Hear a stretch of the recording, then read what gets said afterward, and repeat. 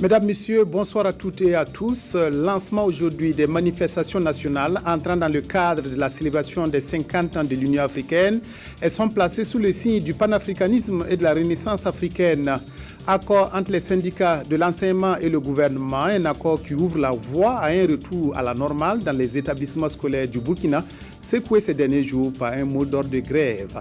Les salafistes tunisiens et le pouvoir, dirigés par les islamistes d'Ennahda, ne se font aucun cadeau au lendemain d'un rassemblement prévu à Kérouane, mais interdit par le pouvoir tunisien. Mais tout d'abord, le Burkina entreprendra dans les jours à venir une médiation avec les groupes armés maliens dans le cadre de la tenue des élections prévues au Mali.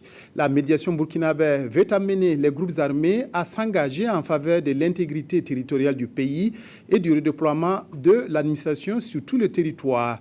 Écoutons les précisions du ministre d'État, ministre des Affaires étrangères et de la coopération régionale, Yipene Djibril Bassolé, au micro de Karim Patrick Namano. Vous vous souviendrez qu'en décembre, le président du Faso avait rencontré l'ensemble des groupes armés non terroristes. Monsieur Tibile Dramé était d'ailleurs membre de la délégation gouvernementale du Mali et nous avions, par le communiqué du 4 décembre, convenu d'un certain nombre de principes. Ce sont les principes de respecter l'intégralité du territoire malien, principe de laïcité, de rejet du terrorisme et le principe d'accepter le redéploiement de l'administration d'État sur toute l'étendue du territoire. Aujourd'hui, plus que jamais, ces principes sont d'actualité, surtout que le Mali, avec l'appui de la communauté internationale, s'achemine vers la tenue des élections sur toute l'étendue du territoire en juillet. Pour que ceci soit faisable, il faut naturellement que le territoire soit réunifié, que les groupes armés maliens qui tiennent encore quelques positions acceptent de désarmer et acceptent de rentrer dans un processus de normalisation. C'est ce processus de normalisation que nous allons entamer et je pense que dans les jours à venir, des contacts seront pris aussi bien avec les différents protagonistes qu'avec les partenaires de la communauté internationale pour que les conditions propices soient créées, que ces élections puissent se tenir dans un climat apaisé avec l'adhésion et la participation de tous. Dans quelques jours, le 25 mai plus précisément, l'Organisation de l'Unité africaine, devenue UA, fêtera son cinquantenaire. Un jubilé d'or placé sous le signe du panafricanisme et de la Renaissance africaine. Une occasion de faire le bilan de 50 ans de l'organisation et de discuter des futures actions de l'UA. Au Burkina, les manifestations commémoratives ont été lancées ce matin à Ouaga 2000. Reportage Nyarkiteda. Le flambeau du cinquantenaire allumé, l'on peut entonner l'hymne de l'Union africaine. Le Burkina Faso est à l'heure du cinquantenaire de l'OUA, l'Organisation de l'Unité africaine, Union africaine. Un cinquantenaire célébré sous le signe du panafricanisme et Renaissance africaine, avec comme enjeu faire le bilan de 5 décennies de la première instance des relations continentales. L'adoption de l'architecture africaine de paix et de sécurité avec comme pivot le Conseil de paix et de sécurité traduit notre détermination quotidienne à promouvoir la paix. La création des mécanismes, le nouveau partenariat pour le développement de l'Afrique, le mécanisme africain d'évaluation par les pairs s'inscrit dans cette perspective et illustre parfaitement la volonté des peuples africains d'être, comme ils l'ont toujours été, des acteurs de l'histoire du monde contemporain. 32 États membres en 1963, ils sont aujourd'hui 54 avec la même vision, celle d'une Afrique intégrée, prospère et de paix. Toute chose qui oblige ces États à être en phase avec les évolutions du moment, selon le coordonnateur de l'UA, Safgrad, qui indique que les chefs d'État en juillet 2012 ont déclaré l'année 2013 année du panafricanisme. Une occasion pour sensibiliser la jeunesse sur les idéaux du panafricanisme. Et le Burkina Faso, en commémorant le cinquantenaire de l'OIA-UA, entend permettre à la population de s'approprier les acquis de l'organisation, mais surtout les réformes entreprises pour faire de l'Afrique un espace de paix, de stabilité et de progrès économique. Par les activités prévues dans le cadre de la célébration de ce cinquantenaire, le Burkina Faso traduit encore une fois son engagement à propager les idéaux de notre institution commune en suscitant des cadres de réflexion à même de permettre l'approbation par les populations des processus d'intégration. En vue de donner un nouveau souffle à l'organisation, les chefs d'État et de gouvernement ont adopté en juillet 2000 à Lomé l'acte constitutif de l'Union africaine. Les vastes réformes entreprises depuis lors, tant dans le domaine de la gestion des conflits que dans celui des grands programmes de développement, suscitent un réel espoir quant au devenir de l'Afrique. Au centre de la commémoration de ce cinquantenaire, une panoplie de communication et qui prépare déjà le sommet des chefs d'État et de gouvernement de l'Union africaine prévu du 25 au 26 mai prochain à Addis Abeba, c'est dans la capitale éthiopienne. Un cross populaire a été organisé cet après-midi dans les rues de Ouagadougou. C'est l'une des nombreuses activités prévues dans le cadre du cinquantenaire de l'UA. Plus de 2000 participants ont parcouru 5 km environ dans une ambiance de communion. Abdoulaye Kaboré, reportage. À l'instar des autres pays africains, le Burkina Faso célèbre le cinquantenaire de l'Union africaine UA, ex-OUA. Elles sont nombreuses, ces personnes, à adhérer à l'initiative. En témoigne cette participation massive à ce cross, dont le point de départ est le ministère des Affaires étrangères et de la coopération régionale. Les coureurs, au nombre de 2000 environ, ont arpenté quelques artères de la capitale en empruntant les avenues et rues qui mènent au premier ministère, au rond-point des Nations Unies et à d'autres voies non moins connues, avant de faire le tour pour rallier le point de départ, soit près de 6 km parcourus. Le sport est un facteur de rassemblement et d'unité. Et comme nous célébrons le cinquantenaire de l'Union africaine, je pense que c'est un très très bon choix. Après les 50 ans, nous pensons que c'est un nouveau départ, encore pour la jeune génération que nous sommes. Ce cross-là nous a permis de mieux consolider entre les frères africains. Et j'aurais aimé aussi que ce cross puisse être organisé dans différents pays, comme le Mali, le Sénégal, le Côte d'Ivoire, ainsi de suite, pour que les Africains puissent être en union. La célébration officielle se tiendra le 25 mai prochain à Addis Abeba, siège de l'UA. Dans un tout autre chapitre à présent, la Fédération des syndicats nationaux des travailleurs de l'éducation et de la recherche et le syndicat national des enseignants du secondaire et du supérieur étaient ce matin face à la presse à la Bourse du Travail à Ouagadougou. Ils ont tenu à informer l'opinion des résultats des négociations avec le gouvernement. Le gouvernement s'engage à donner satisfaction à 3 points non résolus du protocole d'accord du 26 mai 2011 avant la fin du mois de juillet. Par conséquent, les élèves du Burkina devraient reprendre les cours sans délai. Reportage Frédéric Etienne Bassenga.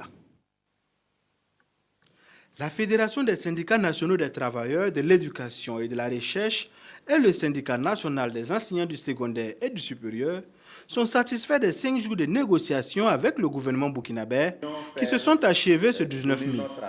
Le gouvernement s'est engagé à reclasser les conseillers pédagogiques du secondaire et à élargir l'indemnité spécifique à la catégorie C avant fin juin.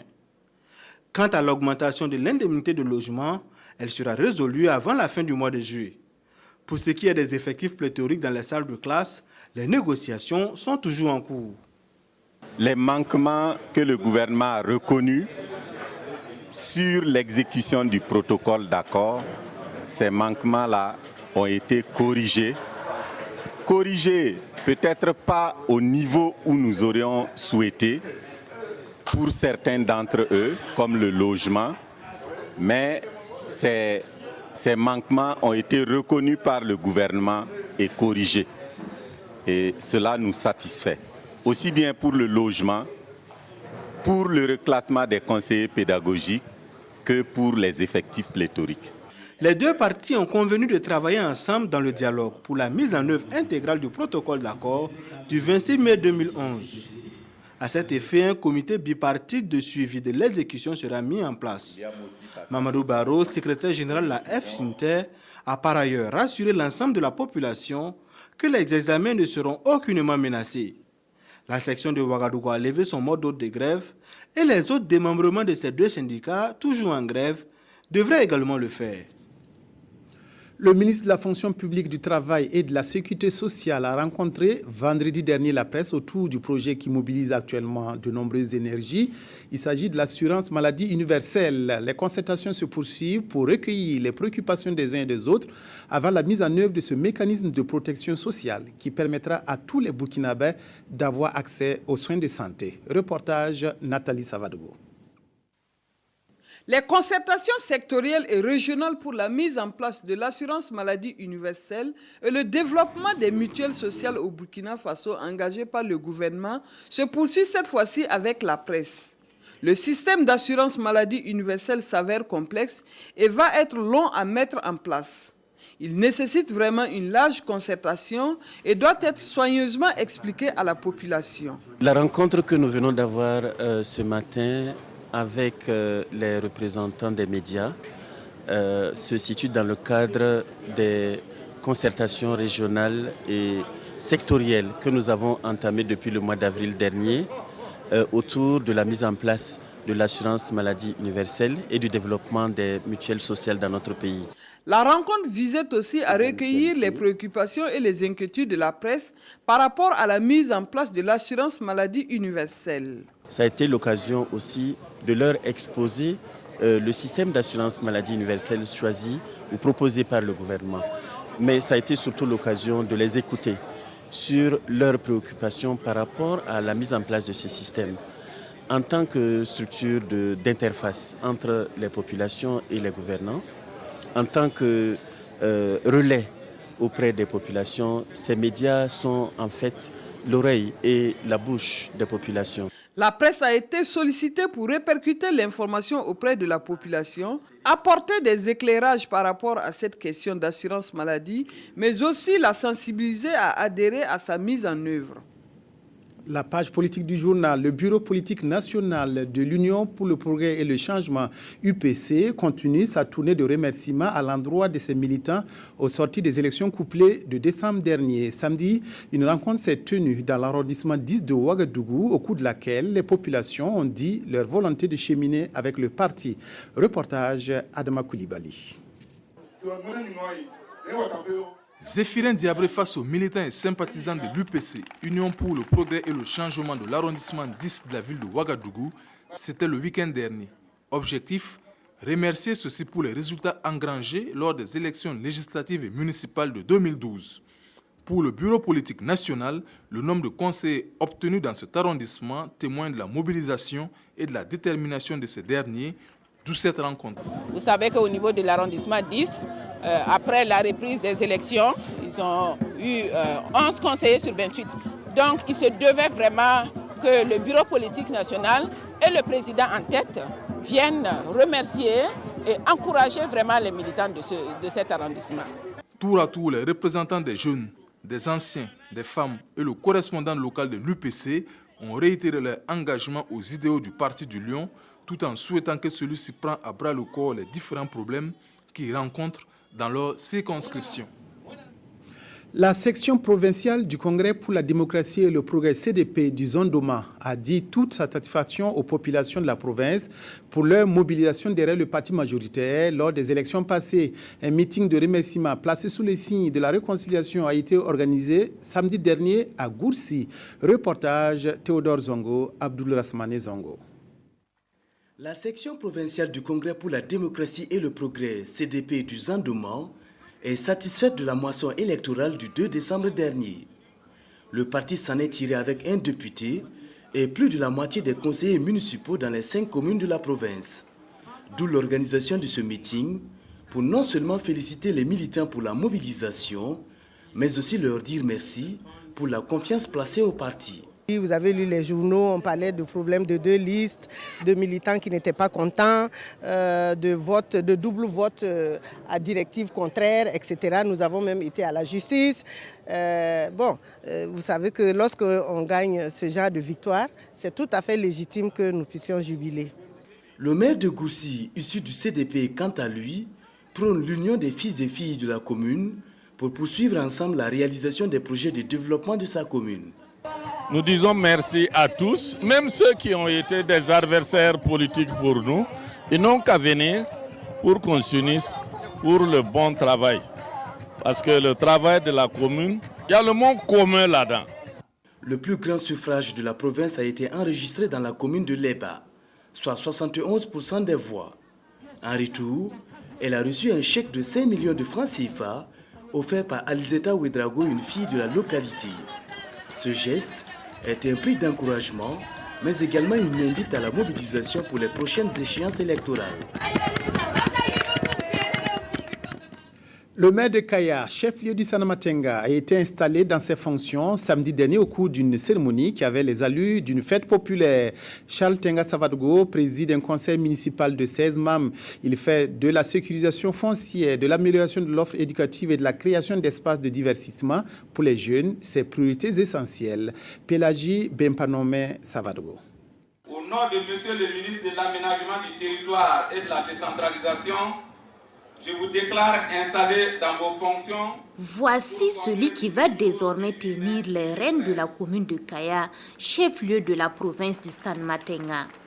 Élu le 9 mars dernier sous la bannière du Congrès pour la démocratie et le progrès, Charles Tenga Sawadgo prend officiellement fonction ce samedi 18 avril 2013. Il succède ainsi à Mahama Belemviré, le maire sortant. Avec satisfaction, il décline son programme quinquennal, un programme basé sur la mise en œuvre d'une politique de sécurisation foncière, le développement de l'offre éducative, l'assainissement et la promotion d'un cadre de concertation. Tout est prioritaire dans cette ville. L'assainissement est une priorité. En tout cas, la voirie est une priorité. Et également, l'eau est une priorité. Et vraiment, les domaines économiques également, le développement du domaine économique est une priorité. Vraiment, tout est prioritaire dans cette ville. Mais nous allons d'abord quand même nous attaquer surtout au cadre de concertation, à la communication, pour d'abord instaurer un climat apaisé. Charles Tenga Sawadgo compte également relever le défi du renforcement des capacités des agents de la mairie de Kaya. Les défis étant énormes, le parrain l'appelle à travailler surtout dans l'union et dans la cohésion. Je voudrais seulement souhaiter qu'il sache mobiliser toutes ses forces vives, qu'il sache être un conciliateur, qu'il sache être un homme de dialogue et qu'il puisse véritablement organiser le dialogue au sein de sa commune. Je pense que ça sera véritablement le gage d'un décollage économique. Il va diriger un conseil municipal de 162 membres, dont 119 sont issus du CDP. Ces populations ont bravé soleil ardent et chaleur pour assister à l'installation de leur nouveau maire, celui qu'elles ont choisi pour présider à leur destinée. Le maire de la commune rurale de Piela, dans la Nyanya, a été installé samedi dernier. Michel Lankwandé entend, avec l'appui des 77 conseillers municipaux et de toute la population de sa commune, consolider les acquis obtenus par son prédécesseur. Une nouvelle équipe décidée à s'appuyer sur la participation de tous pour réussir le développement de la localité. Ramatou Zida Nyarkiteda. Officiellement investi dans ses pouvoirs de maire ce samedi 18 mai 2013, Michel Tembandi Lankwandé préside désormais aux destinées de la commune rurale de Piela dans la province de la Nyanya.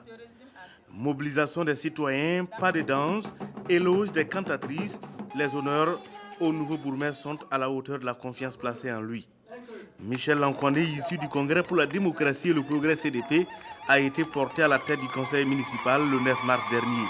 Il place son mandat sous le signe de l'unité et les chantiers auxquels il doit faire face au cours des 5 prochaines années ne sont pas des moindres. Le premier chantier, ce serait le barrage de Piela. Le deuxième chantier, ce serait le centre médical de Piela. Le troisième chantier, ce serait la réhabilitation du barrage de Dabesma. Le quatrième chantier, ce serait l'amélioration des conditions d'accès à l'école. L'accent devra également être mis sur la jeunesse, le développement de la culture, de l'agriculture et de l'élevage qui constituent les grands atouts de cette localité du Burkina. Des défis qui ne peuvent être relevés qu'avec le concours de l'ensemble du conseil municipal, un conseil fort de 77 membres et qui sollicite l'accompagnement de la population. Le développement de la commune de Piela. Et je crois que cela ne saurait se faire sans l'unité des fils et filles de la localité.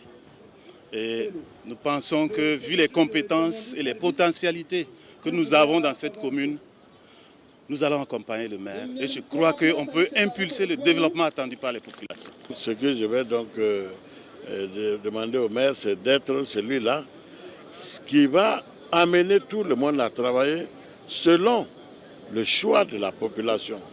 Parce que la population a choisi des conseillers, quelle que soit leur couleur politique, ils doivent contribuer de la même manière pour le développement de leur localité. Michel Lankondé est convaincu que son prédécesseur a posé les jalons du développement de la commune de Piella. C'est pourquoi il entend consolider et poursuivre l'œuvre déjà amorcée. Le conseil municipal de Tenkodogo rend hommage au révérend pasteur Lembende Minungu. Une rue de la ville porte désormais le nom de cet éminent homme de Dieu qui a aussi œuvré en faveur de la promotion de l'éducation au Burkina. La cérémonie de baptême a eu lieu ce matin à Tenkodogo. Reportage Évariste Kombari. La rue 601 de Tenkodogo porte désormais le nom de feu révérend pasteur Lembende Minungu. Le conseil municipal de Tenkodogo effectivement a mis en place une commission de toponymie qui est chargée d'identifier l'ensemble des fils valeureux de la commune pour pouvoir en tout cas leur attribuer des rues, des places publiques, des monuments. C'est dans ce cadre-là, effectivement, que la commission de toponymie a fait des recherches et identifié le pasteur Minungu Lembende. La cérémonie de baptême de rue a connu la participation des autorités politiques et administratives de la région du Centre-Ouest, les autorités religieuses et coutumières ainsi que militaires étaient également présentes. Feu Lembende Minungu fut cultivateur, tisserand, coursier. Converti au christianisme en 1932, il est pasteur en 1944. Affecté à Ouagadougou, il fut le premier pasteur de l'église des Assemblées de Dieu de Gounguen et le deuxième président national des églises des Assemblées de Dieu. Homme de Dieu, il a aussi œuvré pour la promotion de l'éducation à travers la construction d'écoles. C'est à cet homme qu'est dédiée la rue 601 de Tenkodogo, longue de 855 mètres. Cette rue commence côté nord du stade municipal de Tenkodogo et va jusqu'à l'intersection de la route nationale 6, non loin de l'hôtel La Fille. On ne s'attendait pas. On sait qu'il était affectionné, mais lui dédier une rue, on n'a jamais pensé que cela était possible. Vraiment, c'est un honneur que la commune de Tenkodogo a fait à la famille. Nous sommes très émus. La grande famille des Assemblées de Dieu, à travers la voix du pasteur Jean-Baptiste Rwamba, a dit merci au conseil municipal de Tenkodogo pour sa reconnaissance à un homme de Dieu qui n'a fait que faire son travail et accomplir sa mission. Changement à la tête de l'École nationale des sous-officiers de gendarmerie, nommé le 12 avril dernier commandant de cette école, Sutia Bobo Dlasso, le capitaine Koudubi Florian Théophile Tago a pris officiellement fonction. Il remplace à ce poste Nassidia Aristide William Kombari, mais la mission reste la même, développer et perfectionner les aptitudes physiques et intellectuelles des sous-officiers. Reportage Moumouni Baro. Vous reconnaîtrez désormais pour chef le capitaine Tago Koudubi Florian Théophile. Le nouveau commandant aura pour tâche de former sur le plan physique, intellectuel, professionnel et moral les sous-officiers de la gendarmerie nationale. Après ses études secondaires au Prytanée militaire de Ouagadougou, il a fait sa formation initiale d'officier à l'école militaire interarmée de Koulikoro au Mali de 2002 à 2005. Après un passage au Togo, il a suivi le cours d'application de gendarmerie à l'école des sous-officiers de gendarmerie nationale Melun en France de 2010 à 2011. De retour au pays, le nouveau commandant de l'école a occupé plusieurs postes, dont le commandement du 33e escadron mobile de gendarmerie de Ouagadougou de 2011 à 2012. La mission qui nous est confiée actuellement, c'est une mission d'assurer la formation initiale du personnel sous-officier de la gendarmerie, c'est-à-dire que nous allons devoir dispenser une formation qui permettra aux jeunes burkinabés d'avoir des connaissances qui leur permettront d'intégrer la communauté militaire. Quant au commandant sortant, il tire un bilan positif de son passage à la tête de l'École nationale des sous-officiers de gendarmerie. ce que nous avons pu faire, nous avons mis un peu l'accent avec les instructions que nous avons reçues du commandement sur la formation physique et intellectuelle des éléments. Et nous pensons avoir posé notre pierre et en reformulant les modules, en essayant d'échelonner le contenu des modules aux différentes formations que nous accueillons ici au commandement des écoles. Le capitaine Tago est né le 31 décembre 1980 à Pella, dans le Passouré. Il est marié et père d'un enfant. Il compte poursuivre l'œuvre de son prédécesseur tout en remplissant avec dévouement la mission qui lui est confiée. Et c'est par ce défilé que la cérémonie de prise de commandement a pris fin. Ouagadougou a abrité du 17 au 19 mai les premières journées de l'entrepreneuriat agricole initiées par l'Union des entrepreneurs agricoles du Centre. Ces journées avaient pour objectif de promouvoir l'entrepreneuriat agricole dans la région et de permettre aux organisateurs de montrer au public leurs potentialités agricoles. Les précisions d'Estelle Judith Assogoba. C'est le siège de l'Institut de l'environnement et de recherche agricole INERA qui abrite cette première édition des journées de l'entrepreneuriat agricole de la région du Centre. Placée sous le thème « Valorisation de la productivité des entrepreneurs agricoles face aux défis de la sécurité alimentaire », ces journées visent à promouvoir l'entrepreneuriat agricole. L'objectif, c'est vraiment de nous faire connaître par les partenaires et découvrir d'autres partenaires. Pendant 3 jours, ces acteurs du monde agricole et les partenaires techniques et financiers vont échanger sur les préoccupations majeures de cette organisation fêtière qui regroupe une quarantaine d'entrepreneurs agricoles issus des secteurs de production agro-silvo-pastorale et halieutique. Il s'agira aussi pour ces acteurs de réfléchir sur les actions à entreprendre pour favoriser la modernisation effective de leurs exploitations agricoles.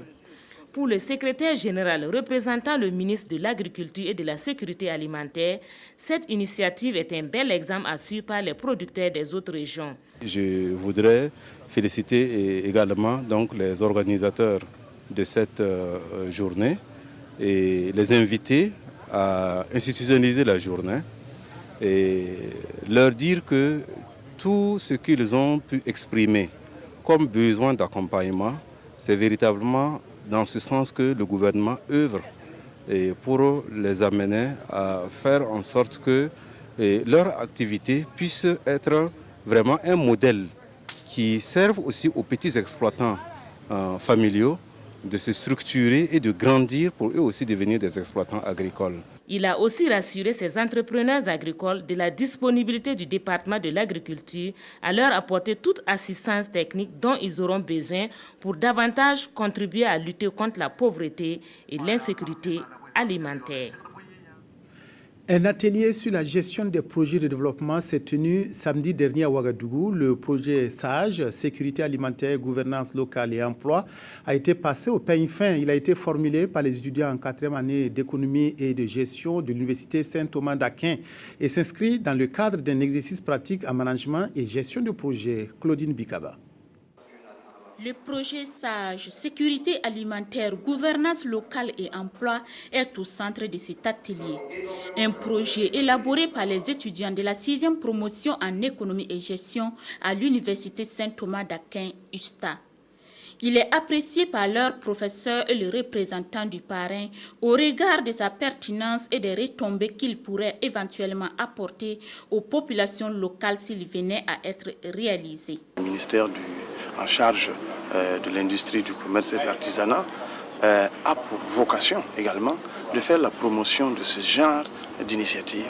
Et quand ça se déroule dans une commune rurale comme celle de Saba, et quand également au centre de leurs préoccupations se trouve la sécurité alimentaire, je crois que tout est dit. Parce qu'en réalité, nous ne pouvons pas réfléchir, nous ne pouvons pas nous épanouir si, par exemple, le besoin biologique qui consiste à nous nourrir, par exemple, n'est pas satisfait. L'étude du projet a permis à ces étudiants de faire des propositions pour qu'ils puissent atteindre les objectifs visés, à savoir créer de l'emploi, procurer des revenus pour améliorer le bien-être des populations. Déjà, insérer les jeunes, parce qu'à Sabon, on a remarqué qu'il y a de grands problèmes, surtout dans la gouvernance locale. L'attribution des parcelles. En discutant avec la mairie, on s'est rendu compte qu'il y a eu énormément de problèmes. Donc voilà un des points sur lesquels on veut vraiment accélérer.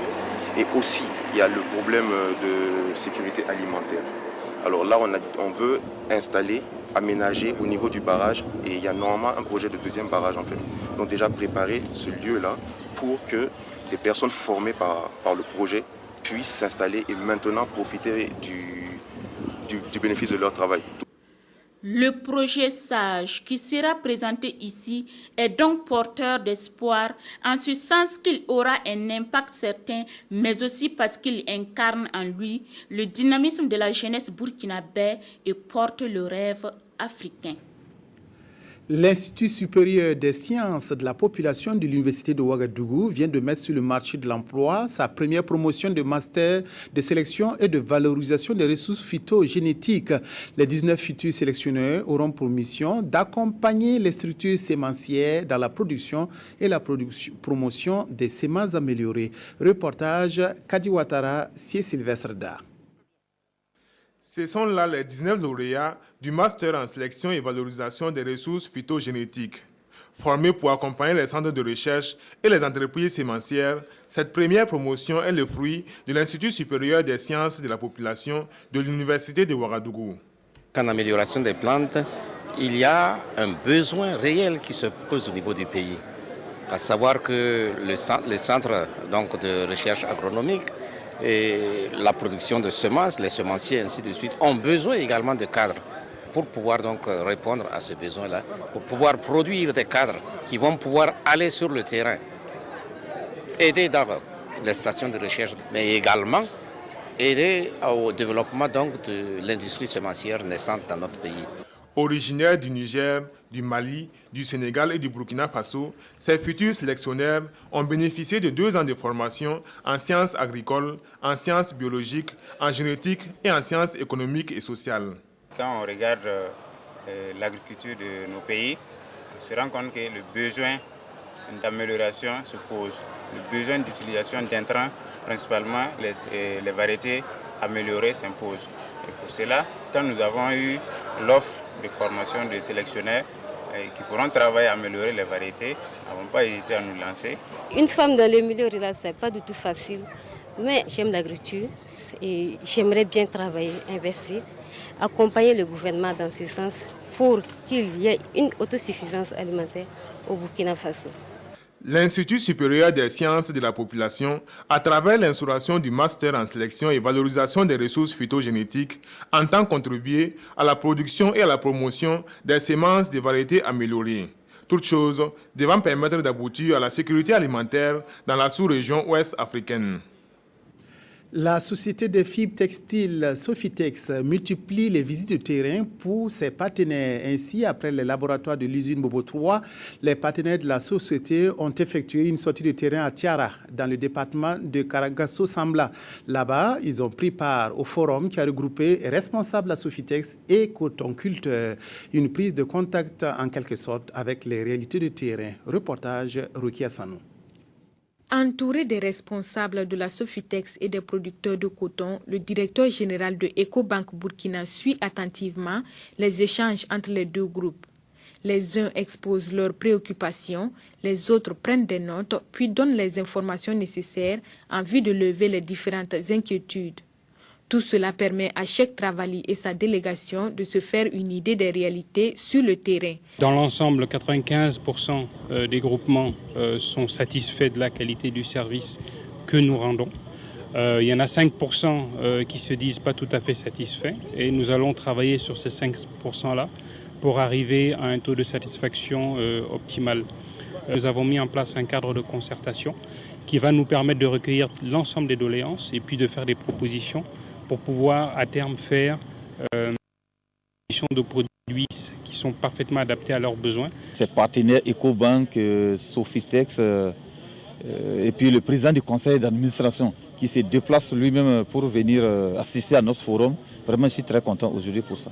À l'endroit de la Sofitex, la faible quantité de semences à l'hectare et son coût élevé ont été évoqués. À cela s'ajoute la lenteur dans l'évacuation du coton, la réduction du prix d'achat à 135 francs CFA cette année et l'augmentation du prix du NPK, cela malgré une subvention de 7 milliards de francs CFA par l'État burkinabé. Les préoccupations exprimées sont véritablement légitimes, mais les efforts qui ont été fournis par l'État, c'est des efforts vraiment à la hauteur des moyens de l'État et que l'État a toujours le souci de pouvoir les aider. Les préoccupations exprimées, et nous les avons enregistrées et nous allons voir avec les ministères concernés, techniques concernés, pour que véritablement quelque chose soit fait. Après des félicitations et encouragements, le directeur général de la Sofitex, lui, a invité les producteurs de Tiara à aller au-delà des 115 tonnes produites l'an dernier, afin que la prévision de 730 000 tonnes de coton au plan national puisse être atteinte. Signature d'une convention de partenariat dans le cadre de l'atteinte des objectifs du millénaire pour le développement en matière d'eau potable et d'assainissement. Le ministère de l'eau, des aménagements hydrauliques et de l'assainissement diversifie les partenariats pour permettre aux populations d'avoir accès à l'eau potable. Précision Yolande Lompo. L'or bleu, source de vie, était au centre de toutes les attentions au ministère de l'eau, des aménagements hydrauliques et de l'assainissement. La présente cérémonie consacre la signature de conventions et de partenariats entre le dit ministère et le partenariat régional de l'eau de l'Afrique de l'Ouest. Une convention qui définit la feuille de route des actions et des opérations précises à réaliser pour un accès décent des populations à l'eau et à l'assainissement. C'est une formalisation de ce qui existait déjà, parce que le partenariat mondial pour l'eau et collaborer toujours avec le département. C'est un partenariat qui va nous aider à pouvoir atteindre les OMD en matière d'eau et assainissement et à améliorer vraiment le cadre de vie de nos populations. Créé en mars 2002 à Bamako, ce réseau régional a pour siège Ouagadougou. Il vise à contribuer à la mise en œuvre de la gestion intégrée des ressources en eau dans les pays de l'Afrique de l'Ouest. Nous allons aussi renforcer notre coopération avec les autres acteurs, qu'ils soient nationaux ou qu'ils soient régionaux, qui sont basés à Ouagadougou, de manière à ce qu'ensemble, nous puissions mieux nous mettre à la disposition des pays, que ce soit au niveau central ou au niveau des collectivités. Et en Afrique de l'Ouest, dans le cadre de l'initiative Eau, Climat et Développement, le Burkina Faso forme avec le Ghana les deux pays